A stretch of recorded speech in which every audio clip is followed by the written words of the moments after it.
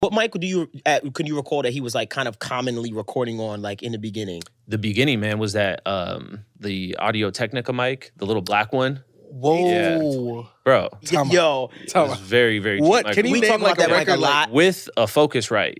The little red one. Can you give us a song? Like, yeah, bro. I gotta like Soko, you know Soko? Yeah. Soko. Yeah, I know. bro, for sure. That's a Audio Technica and a Focusrite. 100%. And he recorded that himself, holding the microphone, no mic stand, nothing. Like, oh my god! Yeah, for sure. That's 100%. insane. So, kind of coming to your side and like just kind of kind of leveling things out. I feel like you kind of had to like transition him into that because, like you said, he heard a certain texture and stuff like that with his vocal. We both know like. As far as the sound, it's like, well, it could be a better sound, but still there's something about it. Like, so you had to kind of find that balance. Like, how would you like transitioning him into that balance and still keeping that essence though? Yeah, I mean, obviously he was like traveling a ton already. You know what I mean? And some places do have these, especially back then, did have some better equipment. Right. But it's also knowing what to do with it. Right. So putting the pieces together. Like he was in London a ton, but like some of those guys might have been recording him on like an 87 or something where it's better. But they didn't actually sit with him long enough to kind of bridge that gap. I get that. So to him, every time he's hearing it, he's like, I just don't like this, you know?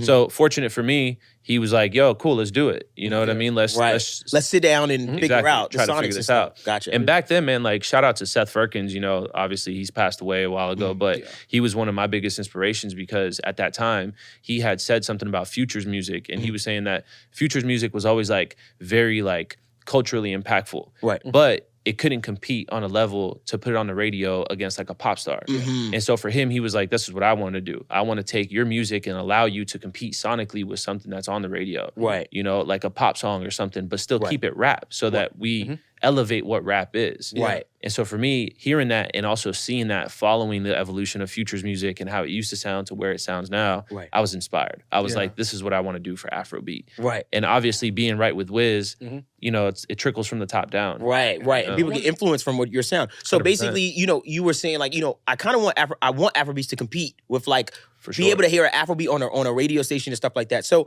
sonically, not saying what you thought was lacking, but sonically, what do you think you was like trying to add to Afrobeat to make it compete? And you could be as, you know, well, I mean, back then, I feel like a lot of stuff, especially because the technology was limited, the equipment they're using is limited. No matter what you do, you just can't get that clarity that you have in high-end equipment, right?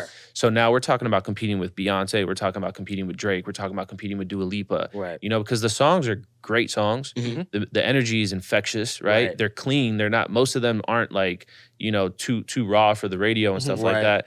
So it's like, why not? Try to bring this to compete with these other songs, you know?